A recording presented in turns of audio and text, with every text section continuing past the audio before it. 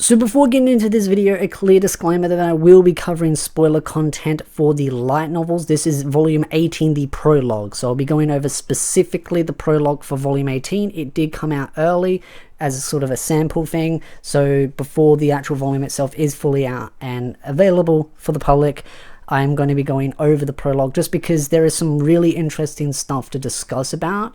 So that's why I want to talk about it. So if you don't want spoilers beyond the anime, then I suggest clicking off the video. But personally, I think most of you came here looking for some juicy spoilers because this is a series that I truly love. And this prologue continues to really emphasize on why I love the series. So some of the things that I've spoken about previously is, of course, this is going to be to do with Freya.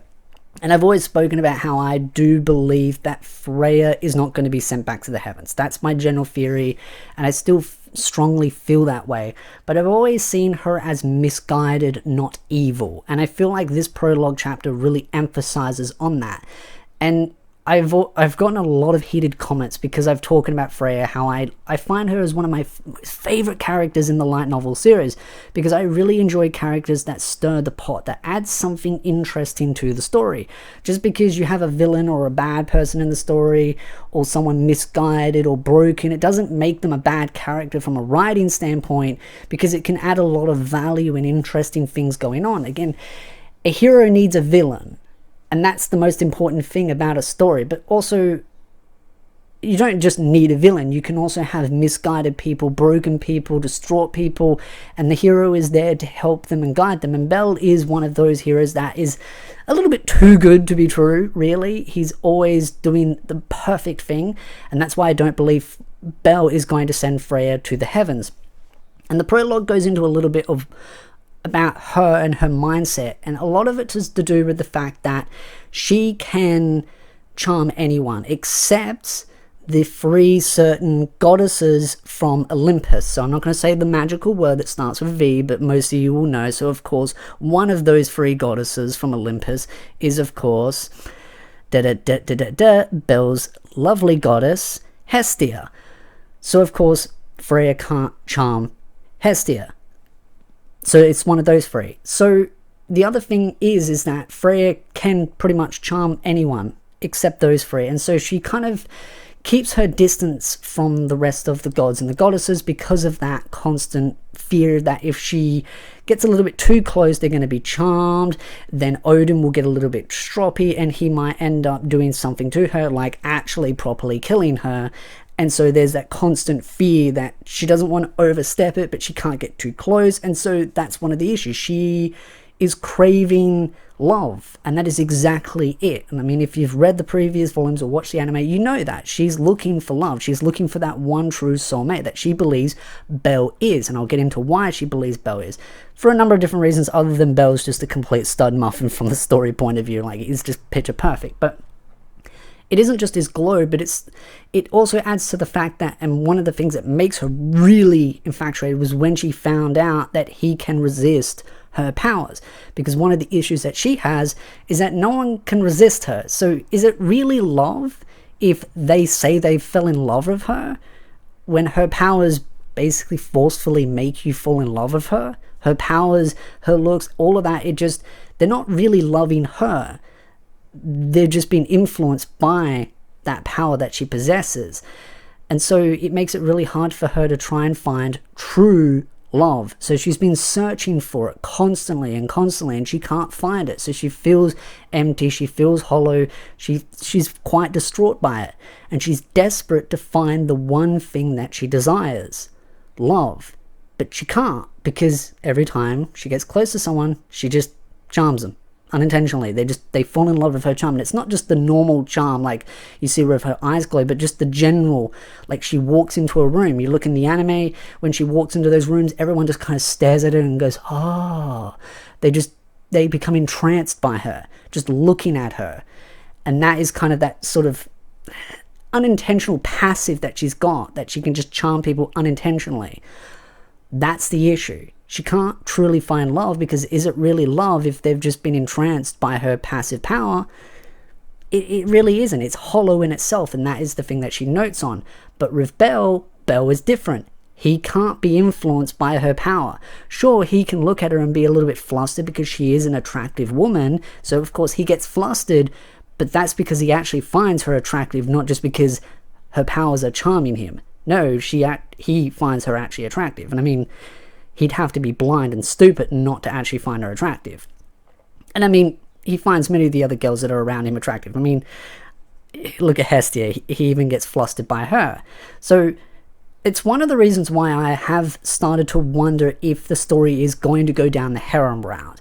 Now, I've always been very firm on the belief that the story is going to end with Belle picking eyes and all the other girls will get rejected. But I do believe that there is a chance for a harem ending, but I don't believe there is any other option. I don't think he's going to pick one other of the specific girls and then reject all the others. It's either he's going to pick eyes and no other, or he'll go the harem route and pick them all. It has to be one or the other. It can't be he picks Sia or Freya, or even though they're technically the same, or Hestia or one of the other companions that he's with, and then reject all the rest. He can't.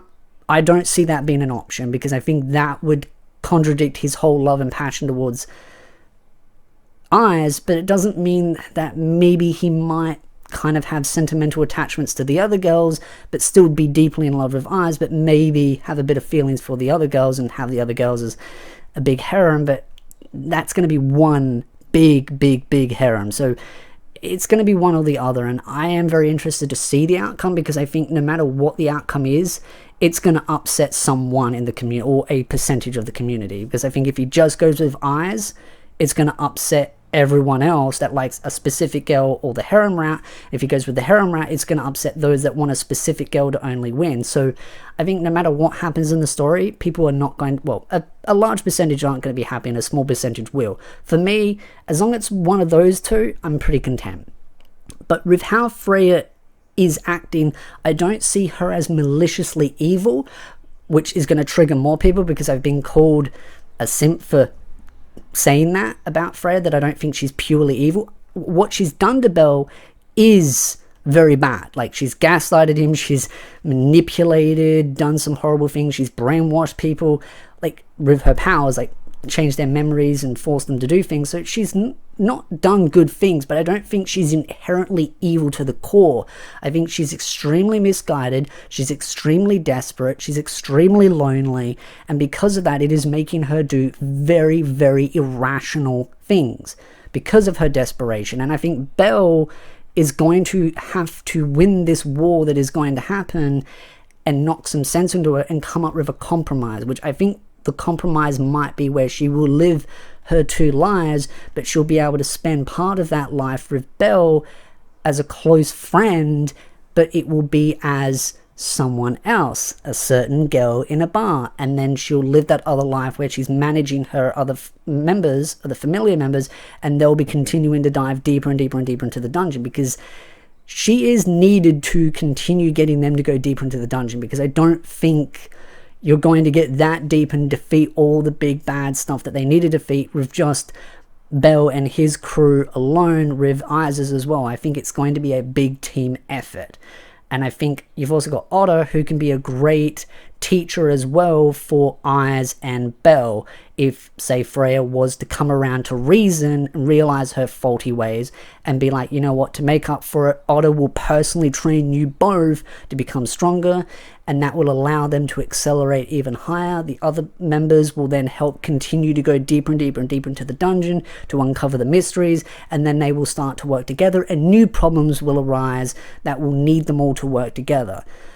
That's at least where I think the story is going to go, but with how the prologue has explained her backstory, I do feel like she's not going to be sent to the heavens, because I think Belle is going to see that she is just extremely misguided and extremely desperate and lonely, and he's going to come up with some compromise. I mean, again, this is Belle. He's always the one that comes up with some weird solution that ends up benefiting kind of everyone in a way, as much as a lot of people are going to be very angry with what she did in the previous volumes.